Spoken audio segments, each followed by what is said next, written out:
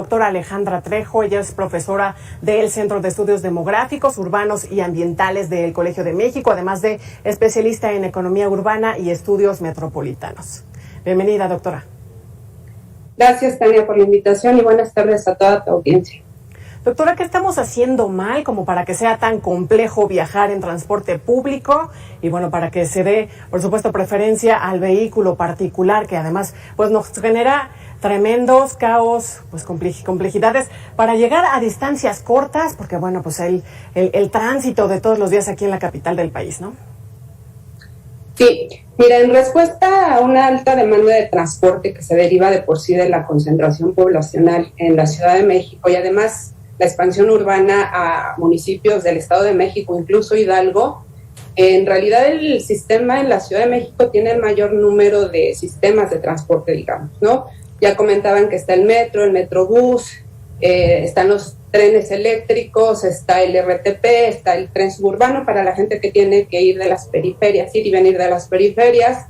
Está sobre todo digamos, la importancia que tiene el transporte público colectivo concesionado, los taxis, y una pequeñita parte del sistema de bicicletas públicas. Es decir, la variedad y la cantidad de oferta en términos de transporte público es considerable. Pero aún así seguimos dependiendo en buena medida, digamos, del auto particular, sobre todo por las grandes distancias. Y además, también ya lo comentaban, se ha favorecido en mucho el gasto en transporte privado en términos del desarrollo de infraestructura para ese tipo de forma, ¿no? Y bueno, también por la concentración y la alta demanda, eso genera muchísimas problemáticas en términos de sostenibilidad, sobre todo financiera.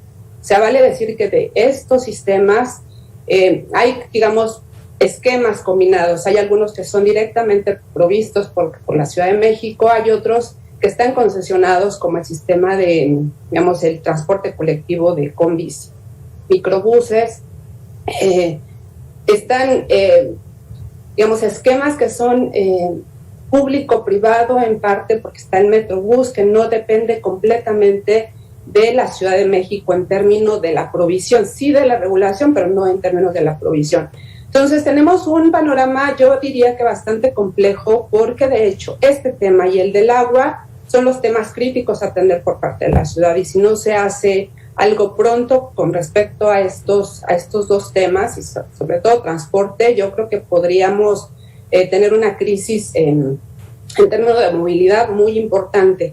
Entonces yo comentaba la cosa de la sostenibilidad financiera y también quisiera comentar que un problema tiene que ver con los altos subsidios al transporte que es provisto directamente por la Ciudad de México. Es decir, el metro, en parte el metrobús y el RTP, que absorbe una gran cantidad de recursos para su provisión, pero en parte porque están altamente subsidiados. De hecho, podríamos decir que son parte de la política social de la Ciudad de México. Hay tarifas diferenciadas, además de una tarifa muy baja para acceder a estos sistemas.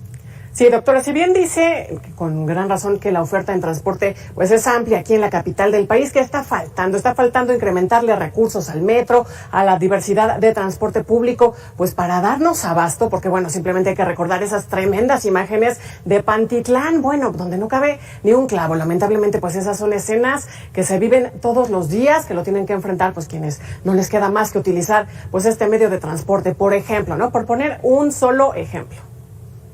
Sí, hace falta gasto sobre todo de mantenimiento y de desarrollo de más infraestructura en este tipo de sistemas.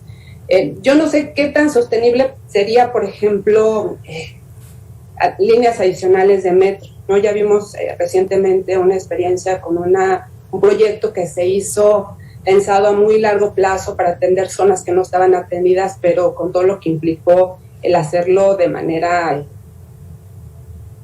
digamos, no tan bien gestionada, ¿no? En muchos aspectos. El tema sería desarrollar otras alternativas. Algunas podrían ser líneas como la del Metrobús, que son los carriles confinados, pero también métodos o sistemas sostenibles, como puede ser incentivar el uso de bicicleta, pero obviamente eso requiere una infraestructura bastante bien planeada y pensada, sobre todo en términos de seguridad para los ciclistas. También tenemos una experiencia de recurrentes accidentes, ciclistas que son atropellados, pero eso es básicamente porque o no hay infraestructura, o no se respeta, o no está bien diseñada o planeada. Es muy riesgoso también para los ciclistas usar esas otras alternativas, digamos.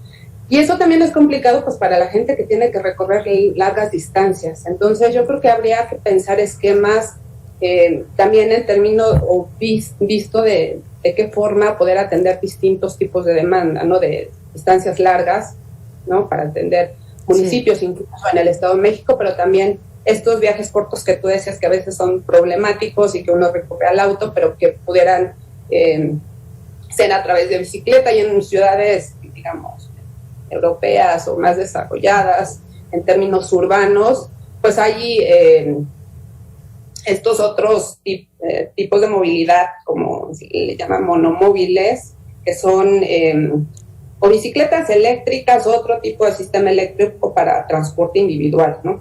Sí, doctora, bueno, venimos escuchando ya desde hace varios años que mientras más recursos se le destine a construir infraestructura vehicular, bueno, esto genera pues que la gente recurra a adquirir pues más vehículos, más coches, que bueno, retomando este aspecto de este tránsito, cantidad de vehículos tremendos en las vialidades, en donde prácticamente viaja una sola persona, ¿no? Por comodidad, ¿cómo poder cambiar esta mentalidad? Y bueno, no sé cómo entender además que en lugar de invertir en transporte público, donde puedes ser sostenible, sustentable, y puedes trasladar a mayor cantidad de personas mejorándolo, bueno, se invierta mucho más en este tipo de vialidades para beneficiar al vehículo. Sí, mira, es, como bien lo dices, una cuestión que tiene que ver no solo con la parte de la oferta, es decir, con los que tienen que proveer el servicio, sino también por parte de los usuarios. Y yo creo que el cambio de mentalidad es muy importante. A veces el uso del auto es como muy emblemático. Bueno, ahora que está esto de lo aspiracional, en realidad sí es una cosa aspiracional el uso del auto. A veces, digamos, hay tema en términos de seguridad, en términos de tiempo, que no nos incentiva mucho a usar transporte público, pero también está este otro tema cultural en que preferimos comprarnos un auto, tener un auto y hacer estos viajes a veces en una persona para cualquier motivo. O sea, a veces es para trabajo, pero también a veces es para distancias cortas, y hay familias donde incluso se tiene un auto por miembro de familia, ¿no? Sí. Gente que tiene que ir a trabajo o a la escuela o otro tipo de actividades. Y buena parte es un cambio de mentalidad, aunque también por parte del gobierno podrían hacerse campañas, no sé si llamarlas educativas o de un poco concientizar, que podría ayudar de alguna manera a ese cambio de esquema de cómo poder hacer más sustentable nuestra propia movilidad y la sustentabilidad de la ciudad, ¿no? Finalmente, ¿cómo es la circunstancia en el tema del transporte público en otros países? Porque bueno, hay que señalar, poner el dedo en el renglón que a mucha gente aquí en México, y bueno, con gran razón se entiende, le da pena viajar en transporte público. Es cuestión de crítica además, ¿no? O sea, decía usted mucho esta cuestión de que es una búsqueda de estatus, una cuestión así, pero le preguntaría cómo es en otros países.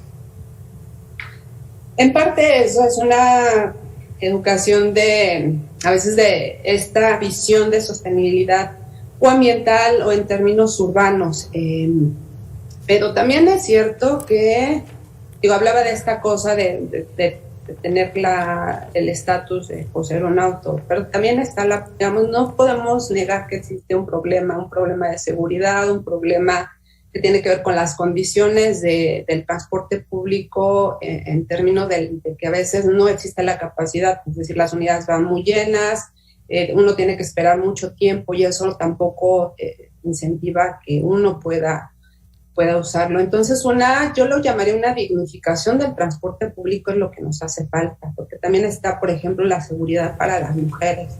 Digamos, el transporte público a veces también se convierte en un espacio de agresión incluso sexual para las mujeres en el metro, los caminos que van muy llenos. Entonces, si pudiera proponer una palabra integral para hacer más atractivo el uso del transporte público, yo diría que dignificarlo. No es caro, en México yo creo que eso es una ventaja con respecto a otros países donde es muy caro, y eso no, digamos, no detiene a la gente para usar ese transporte público. Aquí es muy barato, pero yo creo que tiene que ver también con eso, con la seguridad y con qué tan digno es viajar en un transporte público, por las malas condiciones, por la inseguridad en términos de las condiciones materiales de las unidades de transporte, pero también de la seguridad humana, ¿no? Y de las mujeres, los niños, los ancianos. Totalmente de acuerdo con usted, necesaria pues esta dignificación del transporte público y todo lo que este término representa. Le agradezco, doctora Alejandra Trejo, profesora del Centro de Estudios Demográficos, Urbanos y Ambientales del Colegio de México. Gracias por estar con nosotros. Gracias. Buenas tardes. Excelente tarde. Y bueno, ahora